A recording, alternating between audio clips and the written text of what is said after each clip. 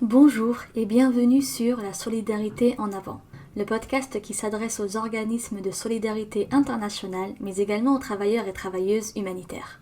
Je suis Asma, consultante en solidarité internationale et à l'origine du projet Booster Solidaire. Diplômée en solidarité internationale et spécialisée en projets d'aide au développement, j'accompagne les associations et ONG dans la mise en place de projets de développement au Sud et apporte mon expertise auprès de travailleurs et travailleuses humanitaires.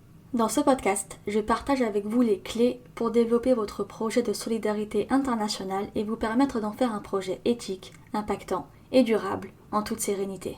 Au fil des épisodes, j'aborderai également les nombreuses idées reçues qui perdurent dans le monde de la solidarité internationale afin de les déconstruire. Vous pourrez également écouter des interviews d'acteurs et d'actrices de terrain qui partageront avec vous leur vision de cette thématique. Prêt à passer les prochaines minutes avec moi ? C'est parti! Bonjour à tous et à toutes et bienvenue dans ce nouvel épisode du podcast La Solidarité en avant. Après 2 mois d'absence, je suis enfin de retour. J'espère que mon absence ne vous a pas trop manqué. Et dans l'épisode du jour, pour rentrer dans le vif du sujet, on va parler stratégie. Il faut savoir que durant mes accompagnements, j'ai pu analyser différentes stratégies mises en place par des associations et des ONG pour développer un projet de solidarité internationale impactant. Certaines de ces stratégies ont fonctionné, d'autres moins, et après quelques années, on va dire que j'ai pu identifier les meilleures stratégies, en tout cas celles que je considère comme étant les meilleures et les plus impactantes. Et ce sont même devenues des méthodes que j'applique dans mon activité de consultante afin d'offrir le meilleur accompagnement. Et du coup, je vais partager avec vous 3 stratégies pour booster votre projet de développement.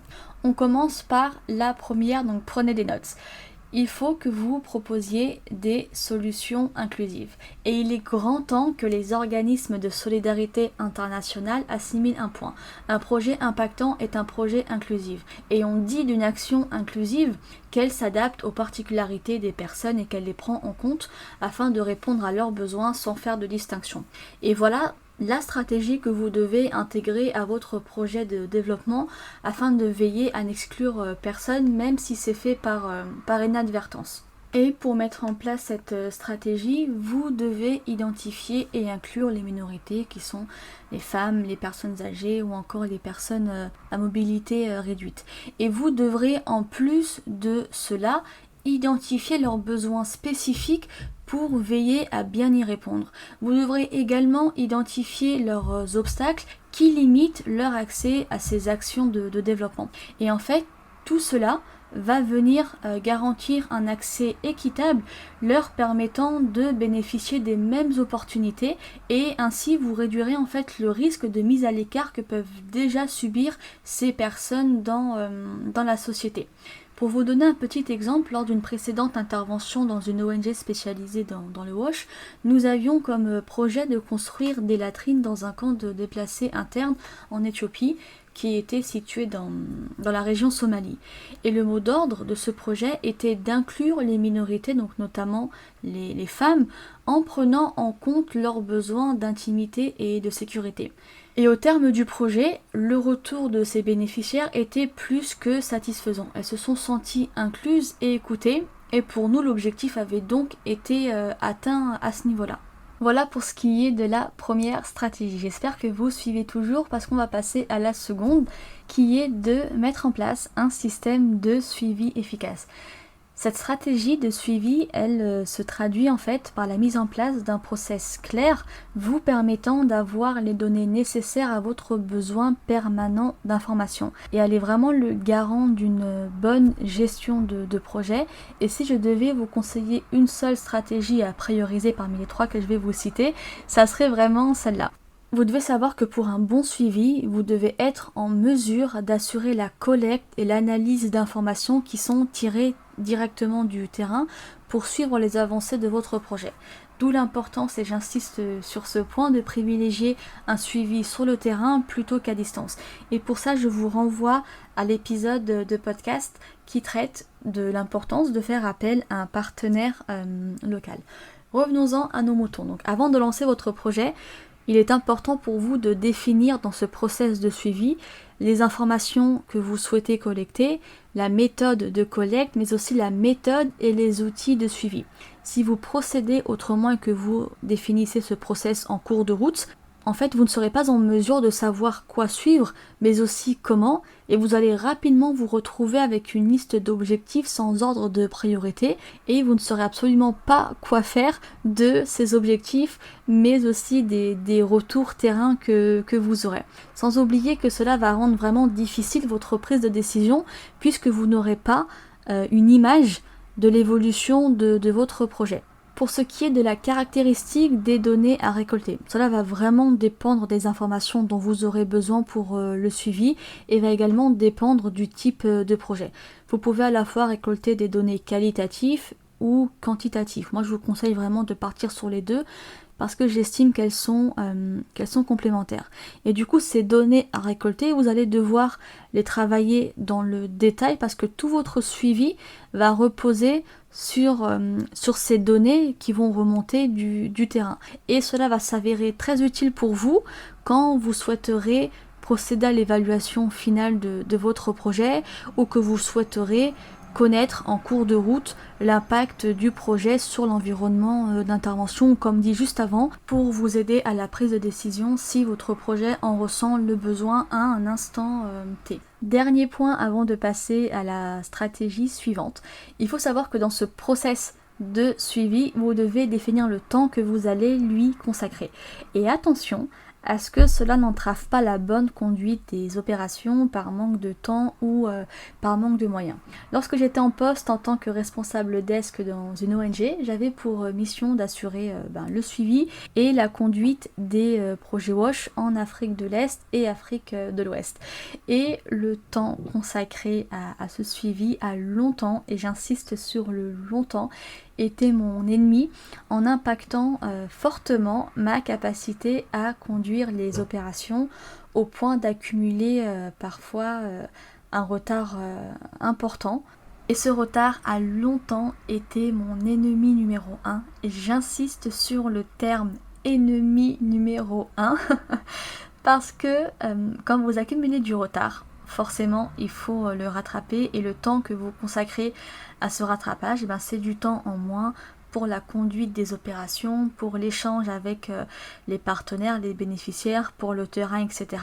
D'où le fait que j'utilise ce terme-là. Et d'ailleurs, je remercie mon équipe de l'époque qui m'a beaucoup aidée, beaucoup accompagnée et sur qui j'ai pu compter pour rattraper ce retard et faire ce suivi en bonne et due forme. Donc s'ils écoutent cet épisode de podcast, merci à vous. Donc voilà, on a vu maintenant la deuxième stratégie à mettre en place. Passons à la troisième et à la dernière. Donc vous avez défini les modalités de votre évaluation finale. Mais est-ce que vous avez envisagé d'évaluer votre projet à mi-parcours ? Et c'est une vraie question que je vous pose. Parce qu'on pense, peu de structures pensent à le faire. Si c'est pas le cas, prenez encore des notes parce que cette stratégie devrait vous intéresser. Quand vous procédez à une évaluation de mi-parcours, ça ne signifie pas que votre projet est inefficace, mais qu'au contraire, vous voulez vous assurer de sa performance en cours de route. Et en procédant ainsi, vous serez en capacité de relever les effets positifs, mais aussi négatifs de votre projet et ainsi de juger de son impact. Et en fonction des résultats de cette évaluation, vous pourrez réajuster si nécessaire le pilotage de votre projet et éviter une catastrophe en fin de parcours, comme vous rendre compte que vos actions ont été inefficaces, que la population ne s'est pas approprié le projet, etc. Autant dire que c'est une stratégie que vous ne devez pas négliger. Et avant de commencer, vous devez définir le but de l'évaluation. Et là aussi, pour pas vous retrouver avec une liste d'objectifs sans ordre de priorité. Et pour vous aider à cela, j'ai défini pour vous quelques étapes par lesquelles vous devez passer. La première, c'est d'identifier là où les personnes en charge de cette évaluation de mi-parcours. Vous devez ensuite définir une méthode et des outils d'évaluation. Vous devez également définir des critères d'évaluation, là aussi quantitatifs et qualitatif, vous devez procéder à la collecte des informations sur le terrain, vous devez analyser ces informations-là et enfin rédiger un rapport final avec les directives de votre évaluation. Et il se peut que les personnes qui sont en charge du projet ne disposent pas du recul nécessaire pour procéder à son évaluation. Dans ce cas-là, il ne faut vraiment pas hésiter à faire appel à une personne externe qui aura la charge d'effectuer uniquement cette évaluation et de vous remettre ses conclusions. Et en bonus de cette stratégie, je vais vous donner en plus quelques éléments que vous devez considérer.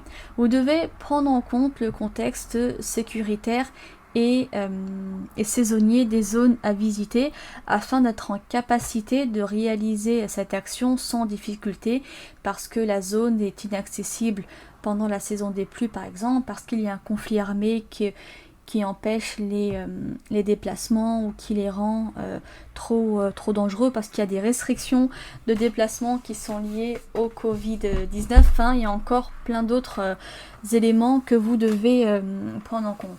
Et pour cela, vous devez être au fait de l'actu humanitaire et solidaire de votre environnement d'intervention. Pour cela, je vous renvoie vers l'épisode de podcast 3 médias francophones pour suivre l'actu humanitaire et solidaire. Et là, vous pourrez découvrir 3 médias magnifiques qui vont vous permettre d'être vraiment au fait de cette actu-là.